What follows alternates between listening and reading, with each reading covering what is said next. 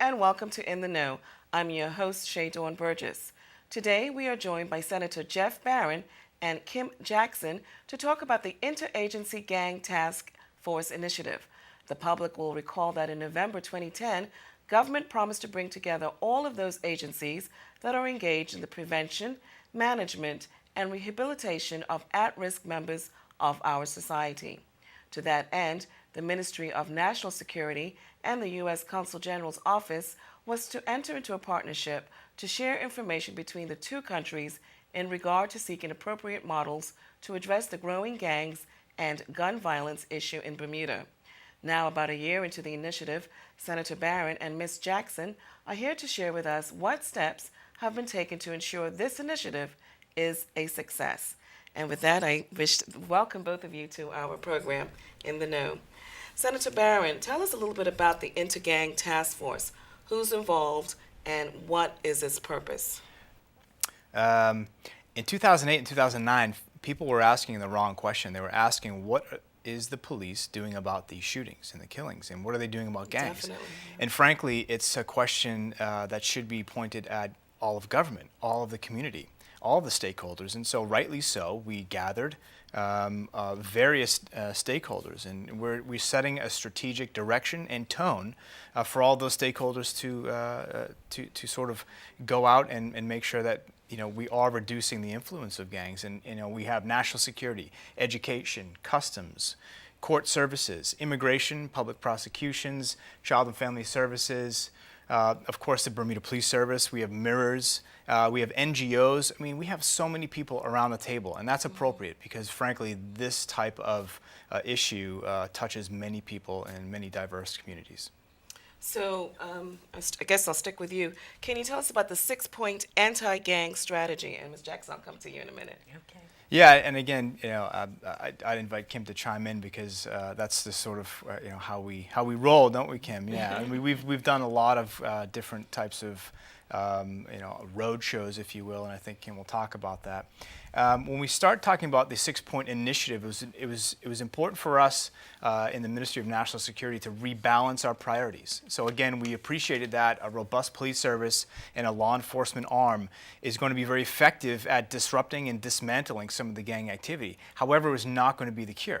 We really needed that social arm, that social prevention, so that when you say to someone, look, we're preventing you from being this person or doing these types of activities, what are we giving them? And I've always used the example of some of these at-risk youth are driving very, very fast down a highway. And what we were doing was setting up roadblocks. And what we're now trying to do is give them off-ramps, healthy choices so that they can choose to get off that path and live much more meaningful and frankly safer lives. So when we talk about the 6-point initiative, the first and foremost is supporting completely the Bermuda Police Service and their annual plan, their 3-year police plan.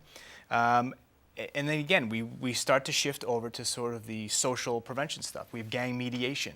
So we have a fantastic product there that I'm sure that we'll talk about a bit more. School interventions, we've seen in the press lately. We have the GREAT initiative, the gang resistance and education training. So that's a fantastic thing. Again, we start to move from enforcement to social, and that's important. That's what we weren't doing a couple of years ago. Case management, we're looking at how the court services are actually touching the folks who are at risk. In increasing the support for the sports clubs, we're actually getting involved in Kim's playing a big role in that as well. And just interventions at all levels, because we have the folks around the table to be able to do that. The police service were not able to just, punch through some of those social stigmas and go into the police clubs and say, hey, we need you guys to stop doing that. And that's why we have the table set for success, with all the chairs around the table who are occupied by some really fantastic folks from across government and frankly outside of government as well. Okay. So Ms. Jackson, just give us a little bit of background about yourself. Okay. Kimberley Jackson. I currently am the program coordinator for Mirrors, but in response to the Interagency Gang Task Force, I actually co-chair the community response arm of the task force. The task force is actually divided into 3 areas. You've got the Interagency Task Force that focuses on the strategic perspective. You have the enforcement team that has those enforcement agencies like police, immigration, court services, education. It's well-rounded, sitting around the table, but we're talking about more intervention. And then you have the community response team, which is more bringing together the public and private sector and, the average citizen of Bermuda to actually come together and address the gang problem. Okay. So I wanted us to just also talk about that in order to get this rolling, you had a gentleman from the States come over who was a former gang person. Am I correct?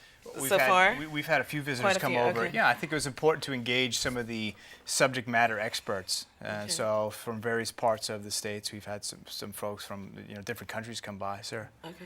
So I think there was a little bit of criticism that we didn't use some of our individuals that were former gang people that could have led some expertise into this subject. That's right. And I'm of 2 minds regarding that, and I think it's important because what the subject matter experts bring to the table are years of proven reductions, years of proven success.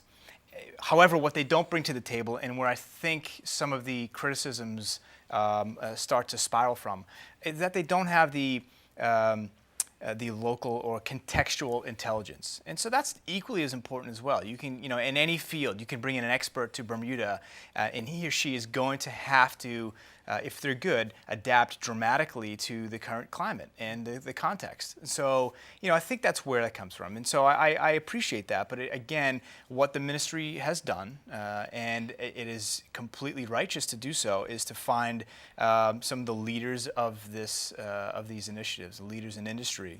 So we want to touch and talk to as many people as we can. And frankly, in the message last year, and it still remains the same, my door's wide open. As the chairperson of the Interagency Gang Task Force, if you feel that you can add value to what we are doing here, my door's wide open. It's open today, it's going to be open tomorrow, and I don't shoo anybody away. So that's important. I want to restate that. And so, again, we appreciate that contextual intelligence that our locals bring, because it's, while we see gang violences across the world, we certainly, we want to make sure that we're tailoring our approach on how we're dealing with gang interventions, dismantling them, but also the social aspect as well is specifically Bermudian. We're not taking a gang reduction plan out of a box from New York, from Boston, and putting it in Bermuda. We're working very hard, and the ministry is working very hard to make sure that this is a tailored Bermuda approach. Ms. Jackson? Yes. I want to add that, when you look at best practices, it makes sense to go and look at the best organizations or those organizations that have proven results. And when you look at best practices, you always take those results, but you culturalize it. You take the systems and structures of your community and you take those parts and adapt them to your own environment.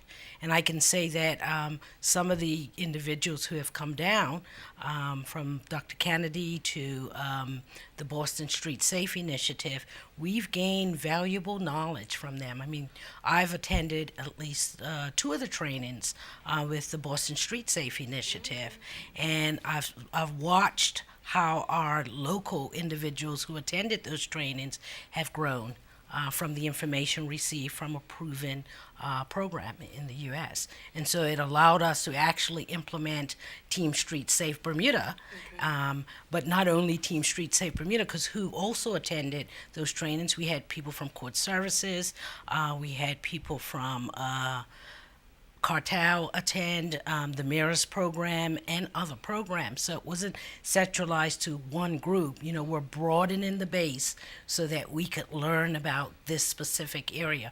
It was a new area for Bermuda. We've been dealing with other social problems, and as gangs came up, we needed to retool. So it's important for us to learn from those who have proven results of best practices as we retool our toolkits to deal with this particular issue. Okay. And so you have been in a year as chair?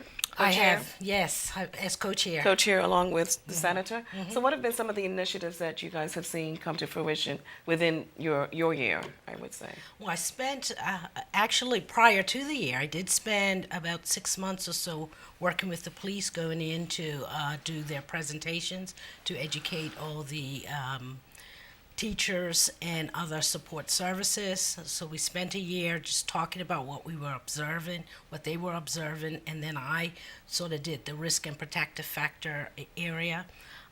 Then we moved into formalizing the interagency community response team. And we spent some time going over the blueprint, inviting all the agencies that deal from a social perspective to really look at the blueprint and then align ourselves to how do we get community engagement. So then what we went and did, we broke out into 3 groups. We did a community assessment, and that group's primary responsibility is to look at what are the risk factors operating in Bermuda. You know, we look at the broad risk factors of gangs, but again, we need to look at what is operating here. So they're pulling all the data together so that we could direct our energies to where's the greatest need. Then the second tier of that is the community empowerment, and that's going out into the community and having dialogues or discussions because, you know, we believe that people have the power to solve their own problems. Without a doubt. So if they can pull together those strengths of the community or the assets of their neighborhood, they can begin to come up with their own solutions.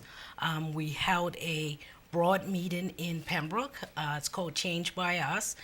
We engaged the faith-based community and brought together some of the key stakeholders, from the victims to the police to Team Street Safe, who's working with young, proven risk individuals on the streets, as well as Child and Family Services. And so that was really an educational opportunity to start the dialogue. And the last tier of the community response team is the multi-agency case management, and that's to bring together a case management system that it's more or less like a one-stop shop. You need services, you come into this particular place, you get assessed, and then you're managed through the process so that we don't have to run around to all the different services trying to find out what best support to provide for an individual. It's more as case management so we can put the layers that's needed around an individual so that they can, actually get to a point of what we call least restrictive environment where they can engage in the community and being a productive member of society. Remember, individuals who are in gangs oftentimes have to go through a process of dealing with all the concerns or issues that have come to play before they got into gangs and then after gangs, and then there's a re-entry process. So you have to build all of those things in a productive way so that they can be more successful. And it's important that the community knows about this and not turn a blind eye Definitely. or, wash their hands off them because they are members of society. Exactly, definitely, and they're going to be back in the Without a community, doubt, so we have to work with these individuals. Okay, very good.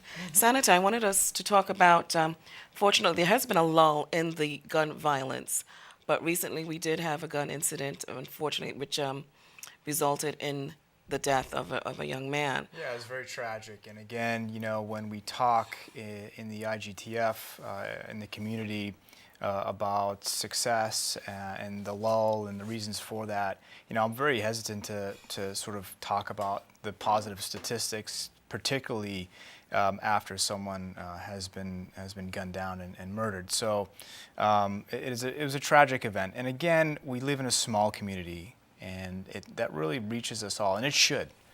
We shouldn't be callous towards these things, and I don't think, certainly we're not. I've been to funerals. I've helped families pick out caskets for their brothers and their sons, and I can tell you that it is a very difficult thing to be a part of on the outside. And I don't ever want to be a person who's in on the inside, and so I think it's important for me to continue to be engaged with families on that level. but it's also important. I think that, frankly, is what drives this for me. And I think that's what drives this for Kim as well. And I think if I can jump up to 30,000 feet, probably the most important thing that we did last summer was to sit in a room, we locked the door, and we said, what is our mission? What is our aim here? What are we trying to do?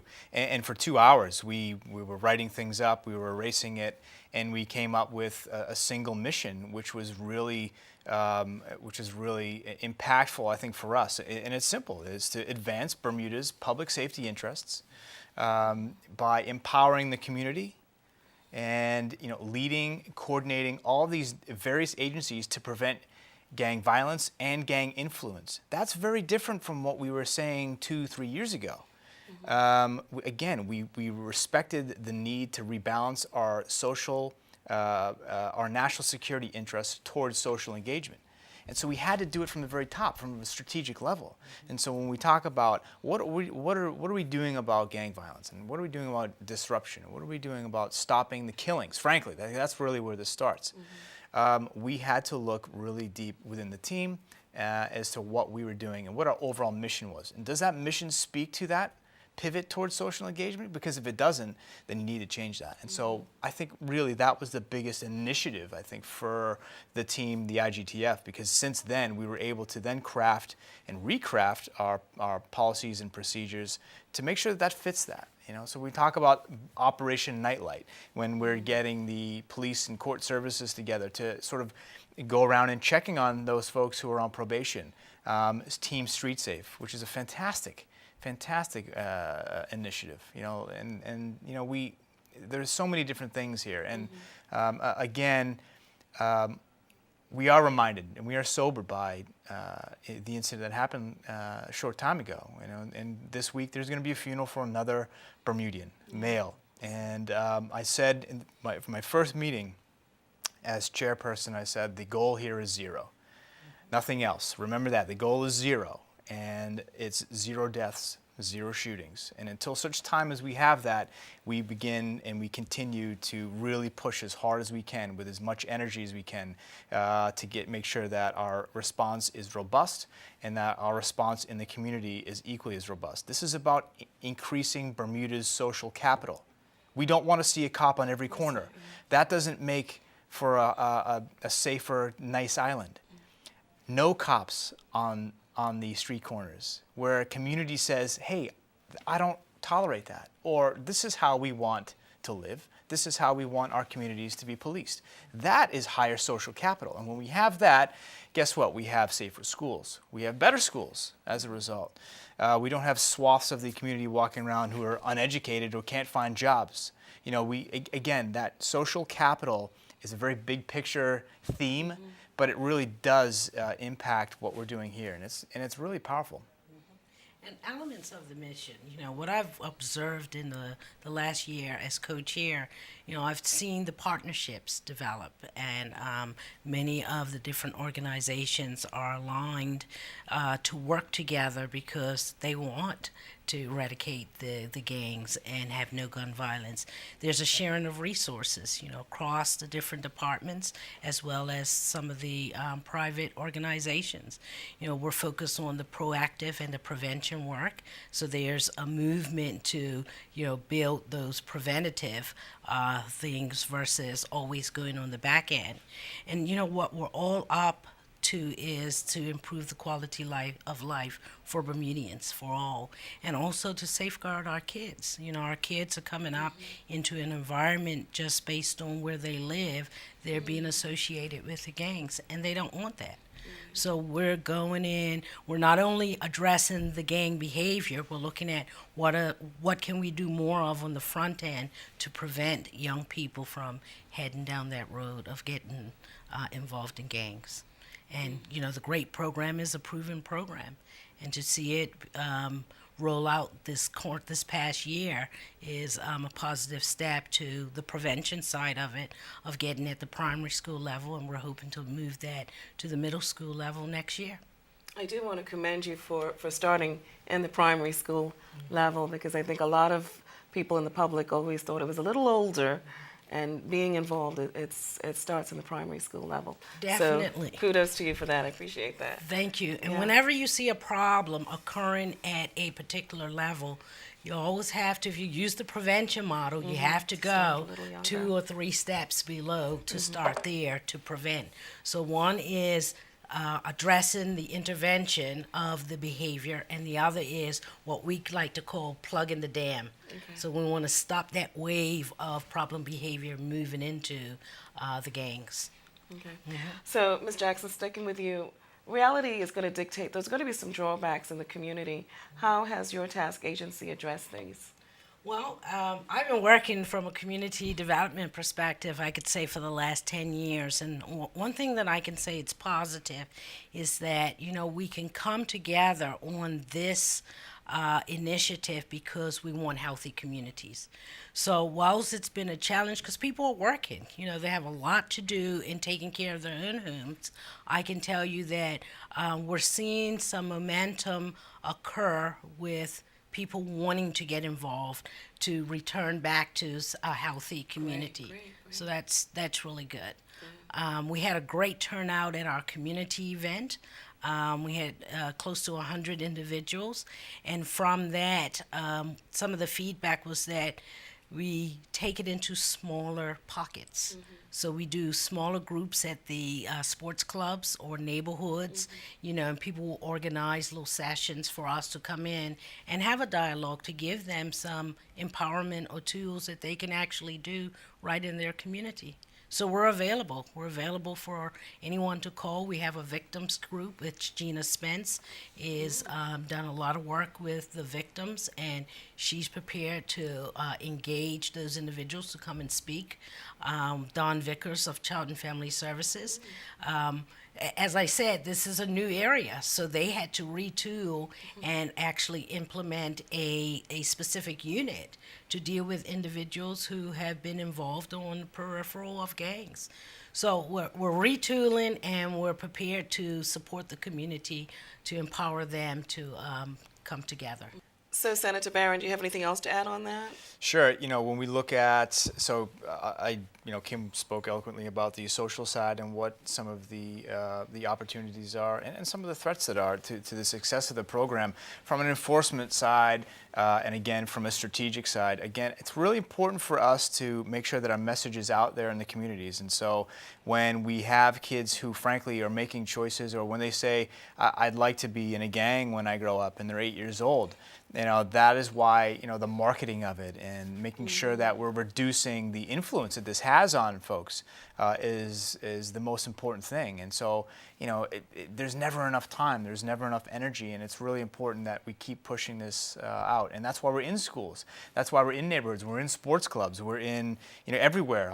I talked to someone at the grocery store for an hour last week. I'm going to do it. We need to make sure we get the message out, because we really need to have folks understand and have kids make rational choices about what their futures can be. And I think that's an opportunity and a threat. When we look at, there are still pockets of various communities in Bermuda that live in fear of violence, whether it's because someone they know, a loved one was killed, or a loved one's caught up in a crew and they're fearful for them.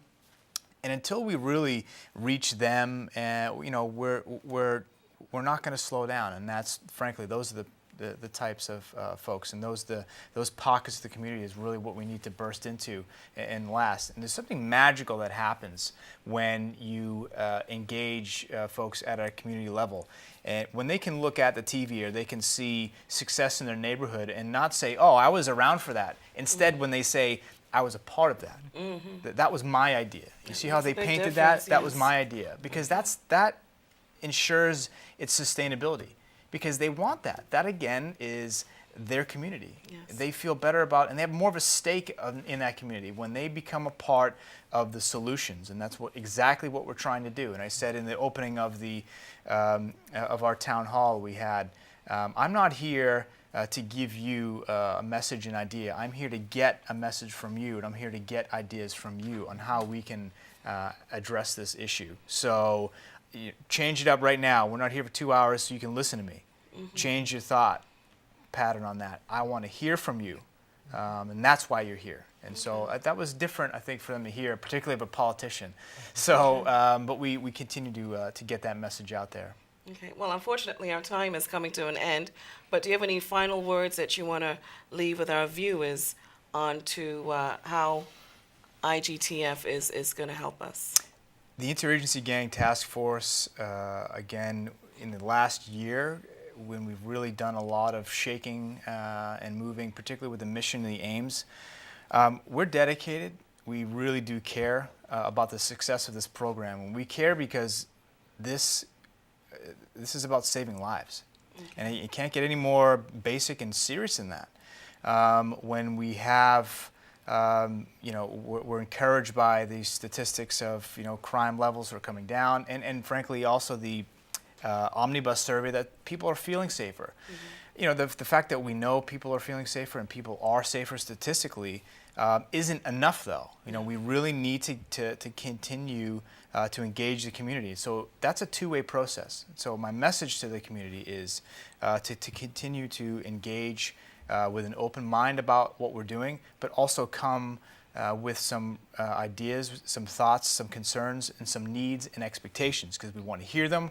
Whatever time of night it is, whatever day it is, we want to know what they are so that we can make sure that we can address these issues as effectively as possible. Okay, Ms. Jackson, I only have another minute or so, but take us out. Ours is about safeguarding our youth, safeguarding our community, getting involved. I know we ask for people to volunteer oftentimes, but I'm going to put a spin on it and encourage people to volunteer in your own community.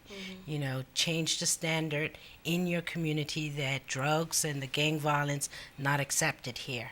What's accepted here is pro-social activities or a thriving community where everyone is welcome, that the community has a place for everyone. Well, I want to thank you. Thank you. Senator Barron and Ms. Jackson. Thank you. Unfortunately, time has run out on us. I'm Shay Dawn Burgess, and you are now in the know.